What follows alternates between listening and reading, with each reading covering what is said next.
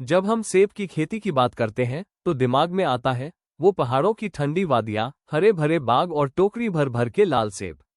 लेकिन अब जरा आंखें बंद करिए और सोचिए, इन बागों की छत पर लगे हुए हैं सोलर पैनल।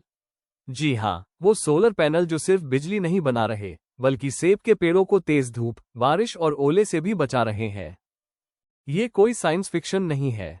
अमेरिका की मशहूर कॉर्नेल यूनिवर्सिटी ने इस पर असल में रिसर्च शुरू की है और इसका नाम दिया है एग्रीवोल्टेक्स यानी एग्रीकल्चर प्लस फोटोवोल्टेक्स। अब सवाल उठता है, आखिर इसकी जरूरत क्यों पड़ी? असल में पिछले कुछ सालों में ग्लोबल वार्मिंग और क्लाइमेट चेंज का असर सेब की खेती पर साफ दिखने लगा है।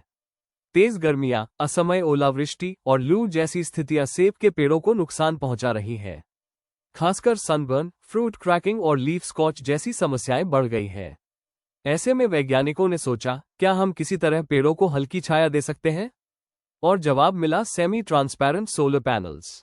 कॉर्नेल की टीम ने न्यूयॉर्क में कुछ सेब के बागों पर पार्शियल शेड देने वाले सोलर पैनल लगाए। ये पैनल धूप को 40% तक रोकते हैं और बाकी रोशनी पेड़ तक पहुंचने देते हैं। इससे ना तो पेड़ को जरूरत की रोशनी की कमी होती है और ना ही गर्मी का सीधा हमला होता है। वैज्ञानिकों ने पाया कि इन पेड़ों में फोटोसिंथेसिस ज्यादा संतुलित रहता है, फल ज्यादा यूनिफॉर्म आकार में आते हैं और मजेदार बात, कुछ किस्मों में फ्रूट कलर भी और बेहतर हुआ। यानी कम धूप का मतलब कम क्वालिटी। ये सोच अब आउटडेटेड हो चुकी है। अब बात करते हैं इस टेक्नोलॉजी के डबल बेनिफिट की। जब किसान खेत में कुछ उगा रहे होते हैं और ऊपर से बिजली भी बना रहे हैं तो इससे उनकी लैंड प्रोडक्टिविटी बढ़ जाती है। यानी एक ही जमीन से दो कमाई के साधन।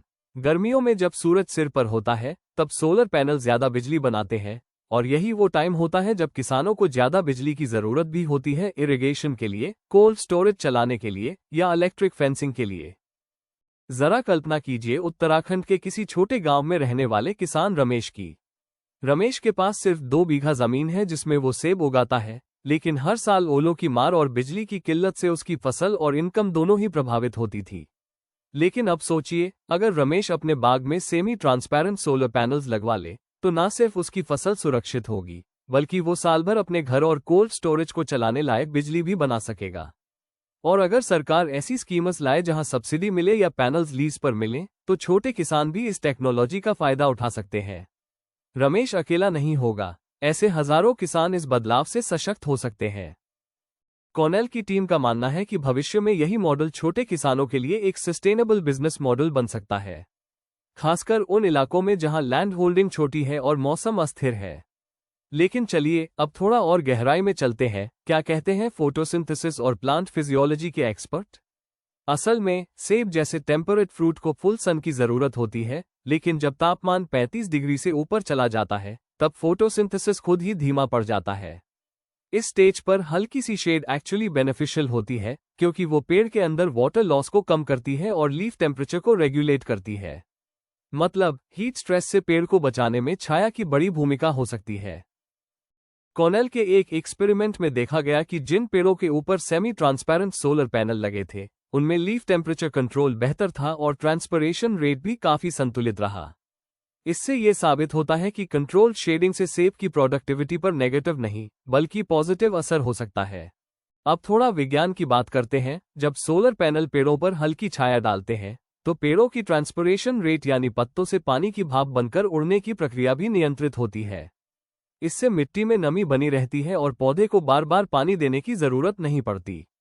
कुछ शोधों के अनुसार इस सेटअप से पत्तियों का क्लोरोफिल लेवल भी बेहतर बना रहता है, यानी फोटोसिंथेसिस की प्रक्रिया ज्यादा कुशल हो जाती है। और मजेदार बात यह है कि कुछ मामलों में फल का शुगर कंटेंट भी थोड़ा बड़ा पाया गया है, यानी स्वाद में भी सुधार। अब एक प्रैक्टिकल सवाल, क्या इन पैनलों की छाया से यील्ड कम नहीं होगी? अभी तक जो डेटा मिला है उसमें यील्ड में कोई खास कमी नहीं दिखी, बल्कि कुछ कल्टिवार्स जैसे हनी क्रिस्प और गाला में फ्रूट क्वालिटी एक्चुअली बेटर रही। फल ज्यादा क्रिस्पी और अपीलिंग कलर के साथ आए। अब बात करते हैं भारत की। हमारे देश में सेब की खेती हिमाचल, उत्तराखंड, कश्मीर जैसे ठंडे इलाकों में होती है। यहाँ बिजली की अवेलेबिलिटी बहुत अनइवन है, कई इलाकों में आज भी रिलायबल पावर बैकअप नहीं है। और वहीं दूसरी तरफ हर साल चेंजिंग क्लाइमेट की वजह से ओलावृष्टि, असमय बारिश या तेज धूप जैसी घटनाएं बढ़ती जा रही हैं। अब जरा सोचिए, अगर किसान अपने बागों के ऊपर सोलर पैनल लगाते हैं तो वो अपनी फसल को भी बचाते हैं और बिजली भी बनाते हैं। इससे वो इरिगेशन सिस्टम्स को सोलर से चला सकते हैं, पोस्ट हार्वेस्ट स्टोरेज बना सकते हैं और माइक्रो कोल्ड चेन्स विकसित कर सकते हैं, यानी पूरा वैल्यू चेन इलेक्ट्रीफाई हो सकता है। लेकिन यहाँ एक सवाल और खड़ा होता है, क्या ये महंगा नहीं होगा? बिल्कुल, शुरुआती लागत हाई है। Panels, steel structure, inverter system सब मिलाकर एक साइजेबल इन्वेस्टमेंट होता है। लेकिन अगर सरकार इसमें सब्सिडी दे या इसे कार्बन क्रेडिट मॉडल से जोड़ा जाए तो ये मॉडल छोटे किसानों के लिए भी सस्ता और फीजिबल बन सकता है। कुछ प्राइवेट कंपनीज अब सोलर लीसिंग मॉडल पर भी काम कर रही हैं, जहां पैनल्स किसान की जमीन पर लगते हैं लेकिन निवेश कंपनी करती है। बदले में किसान को कुछ रेवेन्यू मिलता है और वो जमीन भी प्रयोग में बनी रहती है, यानी zero land loss, zero power bill और ऊपर से एक्स्ट्रा इनकम।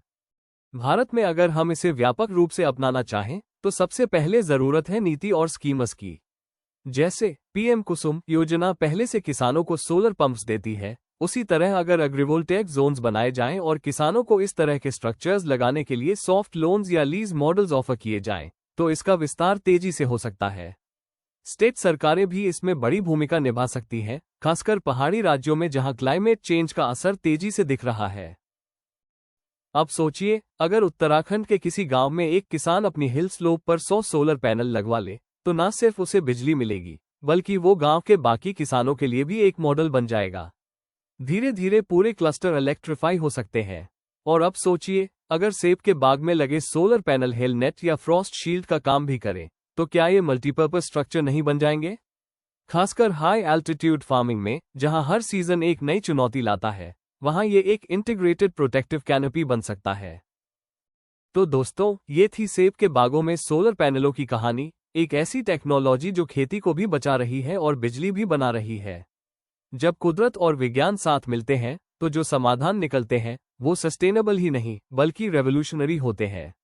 और एक दिलचस्प बात यह है कि सेब की हर किस्म की लाइट सेंसिटिविटी अलग होती है। कुछ जैसे गाला को हल्की छाया पसंद आती है, जबकि फ्यूजी जैसे वैरायटीज को थोड़ा ज्यादा डायरेक्ट लाइट चाहिए। एग्रीवोल्टेक सिस्टम की सबसे बड़ी खूबी यह है कि पैनल की ट्रांसपेरेंसी को कस्टमाइज किया जा सकता है, यानी हर ब्लॉक को उसकी वैरायटी के हिसाब से लाइट कंट्रोल मिल सकता है। इससे ब्लॉक स्पेसिफिक प्रोडक्टिविटी और फ्रूट क्वालिटी को भी ऑप्टिमाइज किया जा सकता है। अगर आपको ये जानकारी पसंद आई हो तो वीडियो को जरूर लाइक करें और शेयर करें। हमें कमेंट में बताइए, क्या आप भी चाहते हैं कि भारत में इस तरह के एग्रीवोल्टेक सिस्टम्स को बढ़ावा मिले? और अगर आपको ऐसे इनोवेटिव फार्मिंग आइडियाज में दिलचस्पी है तो हमारे चैनल को सब्सक्राइब करें और बेल आइकन दबाना मत भूलिए। मिलते हैं अगले वीडियो में, तब तक के लिए जय जवान, जय किसान और जय विज्ञान।